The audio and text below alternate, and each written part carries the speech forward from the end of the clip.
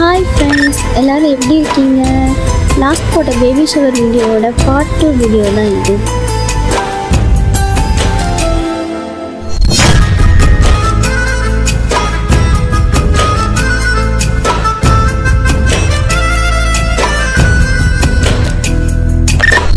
மண்ணில் ஒரு செடி முளைச்ச மண்ணுக்கு அது பிரசவந்தான். பேர துடி துடிச்ச அன்னைக்கு அது கர்ப்பத்தில் நெளிந்த உன்னை நுட்பமாய் தொட்டு ரசிப்பா.